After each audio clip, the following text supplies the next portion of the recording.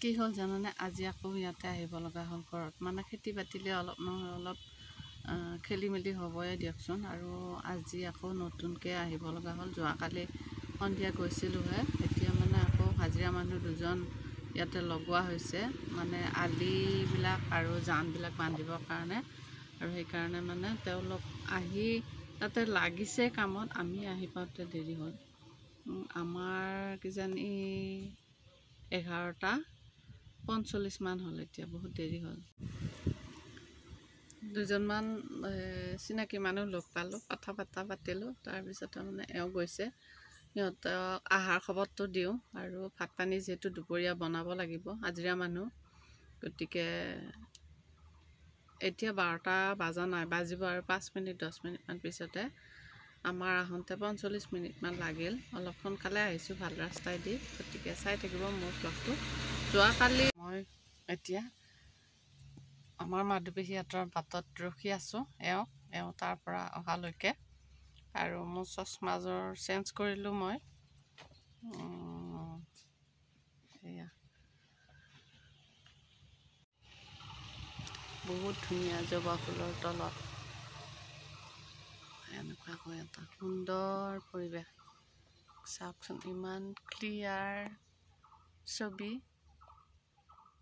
দুপৰীয়া 12টাৰ সময়টো, সেইকাৰণে মানে বহুত বেছি ধুনীয়া লাগিছে।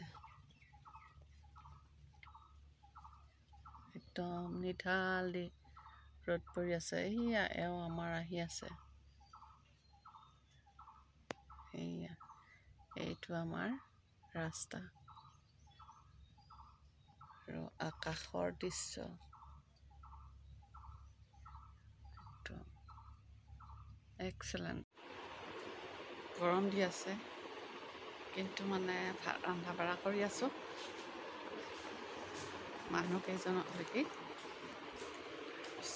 ফেনৰ তলত একবাৰ দুইবাৰ আহি বহোঁ, তেনেকুৱাকৈয়ে ভাত ৰান্ধি আছোঁ। আৰু এয়া চাওক, ভাত ৰান্ধি আছোঁ। আলু ভাতকেৰেলা ভাজিলোঁ, কণী বইল কৰিলোঁ, দালি আৰু ৰঙালাও ভাজি। চাবচোন মোৰ ব্লগটো। আজি তাতে খাব বোলে ভাত, তাতে লৈ যাম বুলি ভাবিছোঁ। ময়ো যাম, পথৰুৱা ৰাস্তাই নহয়, ৰাস্তাই যাম। চাব মোৰ ব্লগখিনি।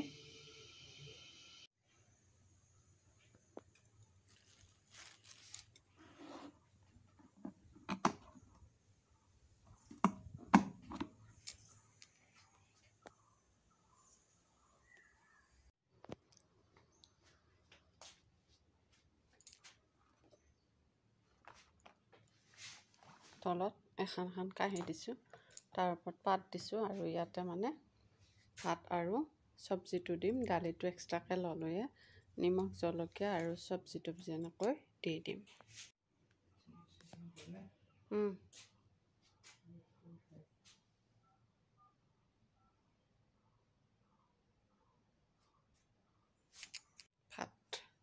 ভাতটো ৰেডি কৰিলোঁ। এতিয়া এইখিনি ধুনীয়াকৈ বান্ধিম, বান্ধি উঠি লৈ যাম।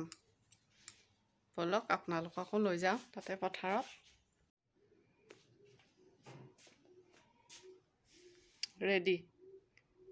Ready to go.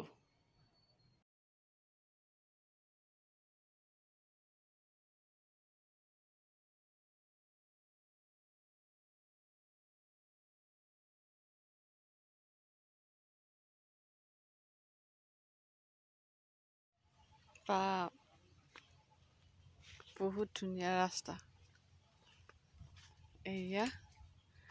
এইটো ৰাস্তাইদি এনেকৈ আহি আছোঁ, আৰু এয়া ইফালে এইখন পথাৰ।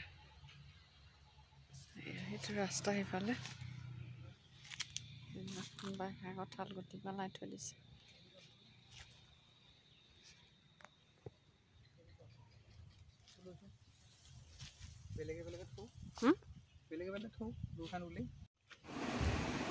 আৰু এয়া চাওক, একদম আমাৰ খেতি পথাৰ ফুটবল খেলিব পৰা হৈ আছে। বোকা পানী সেইবিলাক একো নাই, ইমানে শুকান বতৰ হৈছে। আৰু যিবিলাকৰ পানী আছে সেইবিলাকে ৰলায়ে, সেইকাৰণে মানে আমি আমাৰ ৰাস্তা নাপাম আৰু পানী সিঁচি সিঁচি ৰুবলগীয়া হ'ব পাৰে। আৰু এটা সময়ত তেনেকুৱাই হ'ল, পানী সিঁচি ৰুব লগা হ'ল। আৰু এয়া চাওক, বহু বছৰৰ মূৰত যিহেতু পথাৰত নামিছোঁ, পথাৰৰ পৰিৱেশবিলাক মানে দুবলবিলাক কিছুমান হেলনীয়া, কিছুমান কাটি কাটি নিছে, কিবা মানে অসমান হৈ আছে। আৰু সেইবিলাক এতিয়া চাব লাগিব। আৰু ইয়াত ট্ৰেক্টৰ দি আছে। সেইদিনাখনে কাষৰ এঘৰটা ট্ৰেক্টৰ দিছে আৰু মাছ ওলাইছে দেই, কেইটামান মাছো ধৰিব গৈছিলোঁ। আৰু পানী সিঁচাৰ ব্যৱস্থা বাৰু ভাগ্যক্ৰমে এটা সৰু ফিচাৰী আছে। সেই ভৰ দুপৰীয়া 2-2:30মান বজাত একচুৱেলি মানুহবিলাকে ইমান গৰমত মাছ বিচাৰি গাঁৱত হ'লেও মানে নাহে আজিকালি, প্ৰায় গম নাপালে। অৱশ্যে সেইটো সময়ত গমো পোৱা নাছিলে, সেইকাৰণে অহা নাছিল। আৰু এয়া গৃহস্থৰ মানুহজনীয়ে অলপ অলপ মাছৰ কিবা পায় নেকি ধৰিব চেষ্টা কৰিছে, কিন্তু জাকৈ চালনী এইবিলাক থাকিলেহে মাছবিলাক ধৰিব পৰা গ'ল হয়। আৰু পুঠি মাছ, সৰু সৰু পুঠি, কাজিয়া, বটিয়া এইবিলাক মাছে একদম বহুত হেৰি হৈ আছে।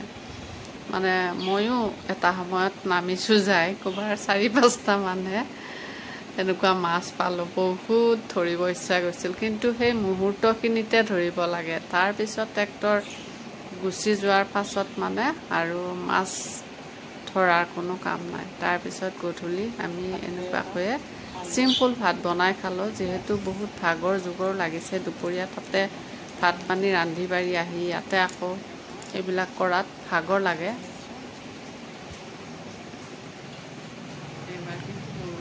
আৰু বৃহস্পতিবাৰ বহুত বেছি ভাল পৰিমাণে পাওঁ ৰাতিৰ ক্ষেত্ৰত হ'লে।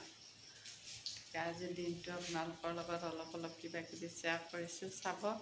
আৰু ভাল লাগিলে কমেণ্ট কৰি জনাবচোন কেনে পাইছে। ব্লগটো আজি এইখিনি ইমানতে শেষ কৰিম। কিন্তু ইয়াতে টেবুলত কলপাত পাৰি থৈ দিছোঁ 2-এখন, তাতে কলপাত কাটিছিলোঁ যে, ৰোৱা কেইখন লৈ আহিছিলোঁ। আজি মানে আকৌ অন্য ব্লগত লগ পাম। Bye bye.